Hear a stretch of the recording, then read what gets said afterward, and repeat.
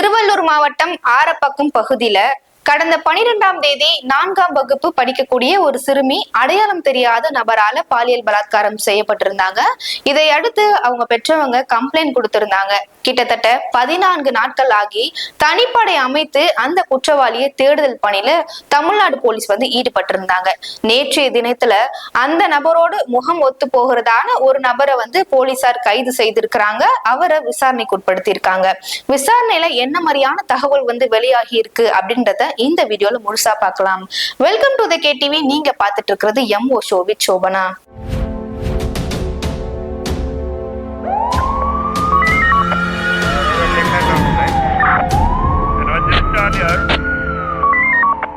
திருவள்ளூர் மாவட்டம் ஆரப்பாக்கம் சொல்லக்கூடிய ஒரு கிராமம். அந்த கிராமத்துல ஜூலை 12ஆம் தேதி அன்னைக்கு ஒரு சனிக்கிழமை அன்னைக்கு ஸ்கூல் ஆஃப் டே விட்டதுனால அந்த சிறுமி ஸ்கூல் விட்டு வந்துட்டு இருக்காங்க. அந்த சமயத்துல அடையாளம் தெரியாத ஒரு வடநாட்டு இளைஞர் அந்த சிறுமியை தூக்கிட்டு ஒரு மாங்காய் தோப்புக்குள்ள போன ஒரு வீடியோ பல நாட்களா சமூக வலைத்தளங்கள்ல வைரலா பரவிட்டு இருந்துச்சு. பாக்குற எல்லாருடைய மனசையுமே பதற வச்சுதுன்னே சொல்லலாம்.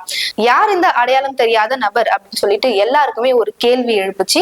சிறுமியோட வாக்குமூலத்தின் காரணமாக அவர் ஒரு வடநாட்டை சேர்ந்தவர் அப்படின்னு சொல்லிட்டு ஒரு ஹிண்ட் மட்டும் இருந்துச்சு. அது மட்டும் இல்லாம ஒரு CCTV காட்சிகள் வெளியாகி அந்த குற்றவாளியோட முகம் அத போட்டோவோட போலீசார்கள் 4 மொழியில அச்சடிக்கப்பட்டு இவரை பத்திய தகவல் வெளியிடுறவங்களுக்கு 5 லட்சம் ரூபாய் தருவதாக ஒரு போஸ்டரையும் வெளியிட்டாங்க. இந்த நிலையில பொதுமக்கள் அனைவரும், அது மட்டும் இல்லாம தனிப்படை 8 தனிப்படை கொண்டு தேடுற பணியில தமிழ்நாடு போலீஸ் இறங்குனாங்க. 14 நாட்கள் கிட்டத்தட்ட தமிழ்நாடு போலீஸுக்கே தண்ணி காட்டின கேஸ் இதுன்னே சொல்லலாம்.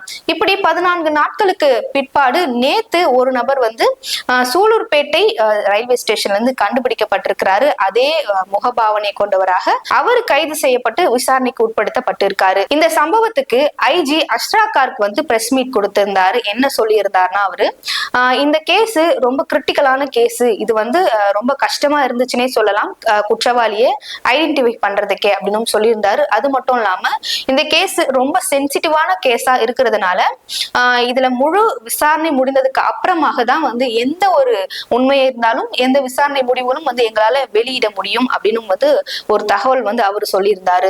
அது மட்டும் இல்லாம அந்த நபருக்கு கிட்டத்தட்ட 30 வயசு இருக்கலாம் அப்படின்னு சொல்லிட்டு கணிக்கப்படுது அப்படின்னு சொல்லிட்டு IG சொல்லியிருக்காரு.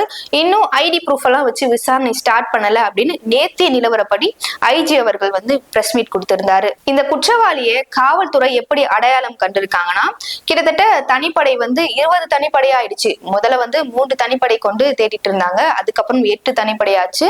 அதுக்கப்புறம் தேடுதல் பணி என்பது ரொம்ப வேகமா நடக்க ஆரம்பிச்சு. எதன் காரணமாகனா, பொதுமக்கள் ஒரு பக்கம் ஆர்ப்பாட்டத்துல இறங்கிட்டாங்க. அது மட்டும் இல்லாம நிறைய கட்சி தலைவரும் கட்சிகளை சேர்ந்தவர்களும் அந்த ஆரப்பாக்கம் போலீஸ் ஸ்டேஷன்ல உட்காந்து கலவரம் பண்றது, போராட்டம் பண்றதுன்றது நாளுக்கு நாள் அதிகமாயிட்டே போறதுனால போலீசாரும் இதை 20 தனிப்படையா மாத்தி தேடுதல் பணியில தீவிரப்படுத்தினாங்க. இந்த தேடுதல் பணியில தான் போது நேத்து ஈவினிங் டைம்ல சூலூர்பேட்டை ரயில்வே ஸ்டேஷன்ல வச்சு அந்த நபரை அடையாளம் கண்டு கைது செய்திருக்கிறாங்க போலீசார். எப்படி போலீசார் அங்க கைது செய்தாங்கன்னா, ஒரு பக்கம் ஒரு CCTV முதலா வெளியாகுது. அந்த குழந்தைய கடத்திட்டு போற மாதிரி. அடுத்த CCTV அந்த நபர் ட்ரெயின்ல டிராவல் பண்ணி போற மாதிரி ஒரு CCTV ரெண்டாவதா வெளியிடுறாங்க. இதை அடுத்து ரயில்வே ஸ்டேஷன்ல இருக்க CCTV எல்லாம் கண்ணோக்கி பாக்குறாங்க சைபர் கிரைம் போலீஸ் ஒரு பக்கம். இந்த மாதிரி CCTV காட்சிகள்ல எங்கேயாச்சும் அந்த குற்றவாளி கண்டுபிடிச்சிட மாட்டோமோன்னு சொல்லிட்டு ஒரு பக்கம் தேடிட்டு இருக்கும் போதுதான் தனிப்படையில் ஒரு குழுவை சேர்ந்தவங்க மஃப்டியில ரயில்வே ஸ்டேஷன் முழுவதும் தேட ஆரம்பிக்கிறாங்க. அப்ப தேடிட்டு இருக்கும் போதுதான் அந்த நபர் அன்னைக்கு அணிந்திருந்த அதே உடையோட ஒருத்தர் அவங்களுடைய நண்பர்களோடு சேர்ந்து சூலூர்பேட்டையில இருந்து சென்னை சென்ட்ரல் போற ரயிலை நோக்கி ஏறுறதுக்கு போயிருக்காங்க. அந்த இடத்துல போலீசார் வளைத்து மடக்கி அங்க கைது செய்திருக்காங்க. அது மட்டும் இல்லாம கவரப்பேட்டை ஸ்டேஷன்ல விசாரணைக்கு அழைச்சிட்டு போயிருக்காங்க. இந்த விசாரணை என்பது விடிய விடிய கிட்டத்தட்ட 11 மணி நேரத்துக்கு மேலாக விசாரணை மேற்கொண்டுட்டே இருக்காங்க. இந்த விசாரணையில அந்த நபர் சூலூர்பேட்டையில உள்ள ஒரு தாபால ஹோட்டல்ல வேலை செய்யறா இருந்திருக்காரு. அவருக்கு சனி ஞாயிறு 2 நாள் லீவ் இருந்திருக்கு. இந்த சனிக்கிழமை ஞாயிற்றுக்கிழமையில ஆரப்பாக்கம் அங்க மது அருந்துவதுதான் அவர் வாடிக்கையா வச்சிருந்தாரு அப்படின்னு சொல்லிட்டு சொல்லப்படுது. அது மட்டும் இல்லாம அந்த நபர் மதுவுக்கும் கஞ்சாவுக்கும் அடிமையானவர் அப்படின்னு விசாரணையில வெளிவந்து வந்திருக்கு. அவர் வந்து அஸ்ஸாம் நாட்டை சேர்ந்தவரா இருந்திருக்காரு. வேலைக்காக இந்த இடத்துல வந்திருக்காரு. இந்த இடத்துல தங்கி வேலை செஞ்சுட்டு இருக்காரு. இதன் அடிப்படையில 20 பேர் கொண்ட தனிப்படை போலீசார் வந்து அந்த சூலூர்பேட்டை தாண்டி இருக்கிற அந்த எஸ்டேட் சைடு எல்லாம் போயிட்டு விசாரணை மேற்கொண்டிருக்காங்க. ஏன்னா அந்த ஏரியால நிறைய கம்பெனிஸ் இருக்கு. அந்த கம்பெனிகள்ல நிறைய வடநாட்டு இளைஞர்கள் தான் வந்து வேலை செய்யற முதன்மையான தொழிலா வந்து அங்க இருந்திருக்கு அவங்களுக்கு. அங்கெல்லாம் போய் தேடுதல் பணியில இந்த இளைஞரை காட்டும் போது யாருக்குமே இவர் அடையாளமே தெரியவே இல்லை. சோ ரொம்ப குழம்பி போறாங்க போலீசார். இந்த நிலைமையில தான் அந்த குற்றவாளியாகவே வந்து ஸ்டேஷன்ல போலீசார் கிட்ட மாட்டிருக்கிறது தான் ஒரு நிதர்சனமான உண்மையா இருக்கு. இந்த குற்றவாளியிடம் அந்த நம்ம எல்லாருமே பதபதைக்க வைக்கப்பட்ட அந்த சிசிடிவி காட்சிகளை காட்டி இது நீதானான்னு சொல்லிட்டு விசாரணை மேற்கொள்ளும் போது அந்த குற்றவாளியும் அந்த தவறு செய்தது நான் தான் அப்படின்னு சொல்லிட்டு அவர் ஒத்துக்கிட்டதாக ஒரு தகவலும் வந்து வெளியாகி இருந்தது. அது மட்டும் இல்லாம இன்னைக்கு காலையில பொன்னேரி கவர்மெண்ட் ஹாஸ்பிட்டல்ல அந்த குற்றவாளியை ஃபிட் செக்அப்காக கூட்டிட்டு போயிருக்காங்க. இந்த ஃபிட் செக்அப்ன்றது எதுக்காக நடக்கும்னா, ஒரு நபரை சிறையில் அடைக்கிறதுக்கு முன்னாடி வந்து அவருடைய பாடி கண்டிஷன் எல்லாம் நல்லா இருக்கா அப்படின்னு சொல்லிட்டு பாக்குறதுக்காகவும், அவருடைய உடல்ல எந்த ஒரு பிரச்சனையும் இல்ல அப்படின்ற ஒரு மெடிக்கல் சர்டிபிகேட் வாங்குறதுக்காகவும் வந்து அழைச்சிட்டு போவாங்க.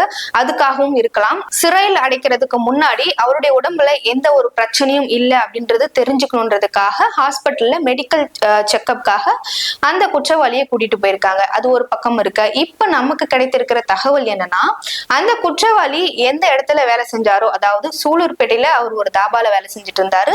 அந்த தாபாவுக்கு விசாரணைக்காக இந்த குற்றவாளியை அழைச்சிட்டு போயிருக்காங்க அப்படின்ற ஒரு தகவல் வந்து இப்போ வெளியாயிருக்கு. இது ஒரு பக்கம் இருக்க. இன்னைக்கு அந்த சிறுமியோட தாயார் ஒரு பேட்டி கொடுத்திருக்காங்க. அதுல அவங்க என்ன சொல்லியிருக்காங்கன்னா, டிஎஸ்பி மேடம் வந்து நேத்து அவனை பிடிச்சிருந்தா வந்து ஒரு தகவல் வந்து சொன்னாங்க என் பாப்பா கிட்ட. அது மட்டும் இல்லாம ஒரு 10 போட்டோ காட்டினாங்க. அதுக்கப்புறம் இன்னொரு போட்டோ காட்டினாங்க. அந்த போட்டோவை காட்டினதுக்கு அப்புறம் என் பாப்பா இவர் தான் சொல்லிட்டு கன்ஃபார்ம் பண்ணாங்க. அதுக்கப்புறம் வந்து கொஞ்ச நேரம் போச்சு. ஒரு நைட்டு ஒரு 11:30 மணி அளவுல 2 டிஎஸ்பி மேடம் வந்தாங்க. வந்து ஒரு போட்டோவை காட்டி இவன் தானா அப்படின்னு சொல்லிட்டு கேட்கும் போது, அதுக்கு முன்னாடி என் பாப்பா என்ன சொன்னாங்கன்னா, அப்பா அவனை நேர்ல பார்க்க ஒரு மாதிரி இருக்கு, போட்டோல பார்க்க ஒரு மாதிரி இருக்கு அப்படின்னு சொன்னாங்க. அதுக்கப்புறம் காட்டின போட்டோவை பார்த்துட்டு என் பாப்பா இவன் தான் சொல்லிட்டு கன்ஃபார்ம் பண்ணாங்க.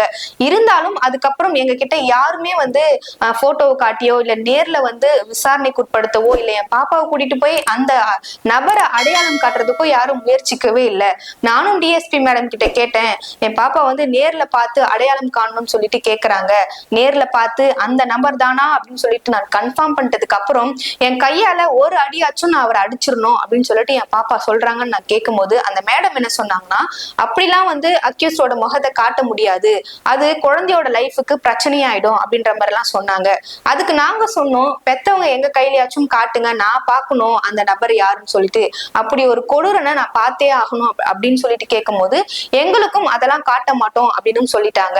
அது மட்டும் இல்லாம அவங்க வேற என்ன சொல்லியிருக்காங்கன்னா, அவனை புடிச்சிட்டோன்னு சொல்றாங்க, ஆனா இது வரைக்கும் என் பாப்பா அந்த நபரை பார்த்து இவன் தான் அப்படின்னு சொல்லிட்டு முழுமையா கன்ஃபார்ம் பண்ணவே இல்லை. அதுக்கான எந்த ஒரு நடவடிக்கையும் போலீசார் சைட்ல இருந்து எடுக்கவே இல்லை அப்படின்னு சொல்லியிருந்தாங்க. ஒருவேளை இவங்க இந்த கேஸ முடிக்கிறதுக்காக எவனையாவது வச்சு எதையாச்சும் பண்ணிடலாம்னு சொல்லிட்டு பாக்குறாங்களோ அப்படின்ற மாதிரியான கோணத்திலையும் அந்த தாயார் வந்து பேசியிருந்தாங்க. அது மட்டும் இல்லாம இந்த நபர் தான் குற்றவாளியாக இருந்தா கண்டிப்பா அந்த நபருக்கு தூக்கு தண்டனை என்பது வழங்கி இருக்கணும், இல்லைன்னா அவரை வந்து சுட்டு கொன்றணும், வேற எந்தவித தண்டனையும் வந்து அந்த நபருக்கு கொடுக்க கூடாது அப்படின்னு சொல்லியிருக்காங்க. இப்படிப்பட்ட காட்டு மிருக ஜென்மங்கள் வந்து பூமியில வாழ்றதுக்கு இருக்கவே கூடாது அப்படின்னு சொல்லியிருந்தாங்க. அது மட்டும் இல்ல, அவனை 15 வருஷம் 16 வருஷம் சிறையில அடைச்சு வைப்பேன் அப்படின்னு சொல்றாங்க. 15 வருஷம் 16 வருஷம் சிறையில இருந்து அவன் திருப்பி வந்ததுக்கு அப்புறம் இந்த குழந்தைதான் நம்மளை காட்டி கொடுத்துச்சுன்னு சொல்லிட்டு என் குழந்தைய வந்து எதுவும் பண்ண மாட்டான்றதுக்கு என்ன நிச்சயம் இருக்கு அப்படின்னு கேட்டிருக்காங்க. அது மட்டும் இல்லாம எந்த நேரமும் என் குழந்தைக்கு பாதுகாப்பா என்னால இருக்க முடியாது, அதுக்கு அவனை என்கவுண்டர் பண்ணி சுட்டுறணும், இல்ல தூக்கு தண்டனை கொடுத்துடணும், இது எதுவுமே பண்ணாம 15 வருஷம் 16 வருஷம் சிறையில அடைப்பன்னு சொல்லி இருந்தாங்கன்னா எங்களுடைய முடிவை நாங்களே தேடிப்போம் அப்படின்ற ஒரு பகிரங்கமான ஒரு தகவலை வந்து இன்னைக்கு காலையில அந்த தாயார் சொல்லியிருந்தாங்க. இந்த கேஸ்ல நாம பார்க்க வேண்டிய விஷயம் என்னன்னா, போலீசார் எதுக்காக இன்னும் அந்த ப்ராப்பர் ஐடென்டிபிகேஷன் பரேடை வந்து பண்ணாம இருக்காங்க அப்படின்ற ஒரு கேள்வி நமக்குள்ளேயே வருது இல்ல. அந்த குழந்தைக்கு தான் அந்த நபர் யாருன்னு சொல்லிட்டு முக அடையாளம் தெரியும். ஒரு போட்டோவை காட்டி அந்த குழந்தை கிட்ட கேட்கும் போது அவங்க ஒரு சில டைம் போட்டோல பார்க்க ஒரு மாதிரி இருக்காங்க, நேர்ல பார்க்க அவ வேற மாதிரி இருந்தா அப்படின்னு சொல்லிட்டு சொல்றாங்க. சோ இந்த ஐடென்டிபிகேஷன் பரேடை ஸ்டார்ட் பண்ணாதான் அந்த குழந்தைக்கு நேர்ல பார்த்தா அந்த குற்றவாளி அடையாளம் காண முடியும். அந்த தாயார் கேட்டது போல இந்த கேஸை எப்படியாச்சும் முடிக்கணும்ன்றதுக்காக போலீசாரும் அரசும் சேர்ந்து வேற யாராச்சும் ரிமாண்ட் பண்ணி உள்ள வச்சாங்கன்னா இதுல நீதி கிடைக்காது அப்படின்ற ஒரு ஒரு கேள்வியும் வந்து அவங்க அங்க வச்சிருந்தாங்க. இந்த ஐடென்டிபிகேஷன் பரேட் இது எப்படி நடக்கும்னா, பாதிக்கப்பட்ட ஒரு சிறுமியை இந்த பக்கம் நிக்க வச்சு அவங்களுக்கு எதிர ஒரு கண்ணாடி கிளாஸ் இருக்கும். அதுக்கு பின்னாக அந்த குற்றம் செய்த அந்த குற்றவாளியை போலவே ஒரு 10 நபர்களை வந்து நிக்க வச்சு அந்த சிறுமியை அடையாளம் காண சொல்லுவாங்க. எப்படி அந்த 10 நபர்ல யார் அந்த குற்றவாளின்னு சொல்லிட்டு பார்க்க வைப்பாங்க. அந்த 10 பேர்ல அந்த சிறுமி ஒருத்தவங்களை வந்து அடையாளம் காட்டுவாங்க. அதுக்கப்புறம் அந்த 10 நபர்கள் வேற கலர்ல ஷர்ட் மாத்திட்டு வந்து நிப்பாங்க. அப்பவும் வந்து 2வது முறையா வந்து அந்த சிறுமி கிட்ட அந்த யார் இதுல 10 பேர்ல யாருன்னு சொல்லுங்கன்னு சொல்லிட்டு 2வது முறையும் கேட்பாங்க. அந்த 2வது முறையும் அந்த சிறுமி யாரைய கை கட்டுறாங்க அப்படின்னு சொல்லிட்டு பார்ப்பாங்க. திரும்பவும் அந்த குற்றவாளிகளை 3 டைரக்ஷன்ல திரும்பி நிக்க வைப்பாங்க. அப்பவும் அந்த சிறுமி பார்த்துட்டு அந்த குற்றவாளியை யாருன்னு சொல்லிட்டு அடையாளம் கண்டுபிடிக்கிறாங்கன்னு பார்ப்பாங்க. சோ 3 வாட்டி இந்த டெஸ்ட் என்பது போகும். இந்த டெஸ்ட்ல அட்லீஸ்ட் 2 வாட்டியாச்சும் அந்த பாதிக்கப்பட்ட சிறுமி வந்து குற்றவாளி இவர் தான் சொல்லிட்டு கன்ஃபார்ம் பண்ணிடுவாங்க.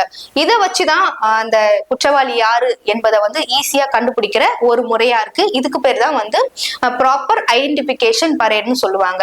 இந்த மாதிரியான எந்த ஒரு ப்ராப்பர் ஐடென்டிபிகேஷன் பரேடும் இந்த கேஸ்ல நடக்காம அந்த சிறுமி கிட்ட அந்த குற்றவாளியை வந்து நேர்ல கூட காட்டாம இந்த போலீசார் வந்து இந்த மாதிரி காட்டினா சிறுமியோட லைஃப் பாதிக்கப்படும் அப்படின்னு சொல்றதுதான் வந்து அந்த பெத்தவங்களுக்கு பெரிய சந்தேகத்தை ஏற்படுத்துதுன்னே சொல்லலாம். இப்போ அந்த சிறுமி வீட்டுல இந்த நபர் தான் குற்றவாளியா அப்படின்ற ஒரு கேள்வி வைக்கப்படுது. ஏன்னா அந்த சிறுமி நேர்ல பார்த்து அடையாளம் இன்னும் சொல்லல.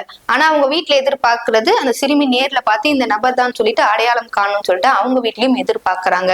இந்த நபர் தான் அந்த குற்றத்தை செய்திருப்பாரு அப்படின்னு சொல்லிட்டு நாம எப்படி இதை எதிர்பார்க்கலாம்னா, அந்த நபர் கிட்ட வந்து அந்த டைம்ல 2 கால் வந்திருக்குன்னு சொல்லிட்டு அந்த சிறுமி வாக்குமூலம் கொடுத்திருந்தாங்க. சோ அந்த நபரோட செல்போன் ரிங்டோனை அந்த சிறுமி கிட்ட வச்சு காட்டலாம். இந்த டைம்ல அதாவது அந்த டைம்ல இந்த மாதிரியான ரிங்டோன் தான் வந்துச்சா அப்படின்னு சொல்லிட்டு அந்த ஐடென்டிஃபை வச்சு அது கேட்கலாம்.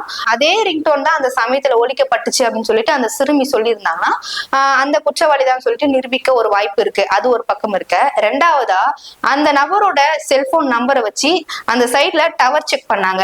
அப்போ டவர் செக் பண்ணும்போது அந்த நம்பருக்கு தான் அந்த 2 வாட்டி கால் வந்துதா அந்த டைமுக்கு டைம் லைனை வச்சு பார்க்கும்போது சொல்லிட்டு அந்த நம்பருக்கு தான் அந்த கால் வந்துருந்துச்சுன்னா அதுவும் வந்து பிக்ஸ் பண்ணலாம். இவர் தான் வந்து இந்த குற்றத்தை செய்திருக்கிறாருன்னு சொல்லிட்டு. சோ போலீசார் இப்படி கூட இந்த விசாரணையை மேற்கொள்ளலாம். அந்த குற்றவாளி தான் குற்றத்தை செஞ்சாரா இல்லையான்னு சொல்லிட்டு நிரூபிக்க.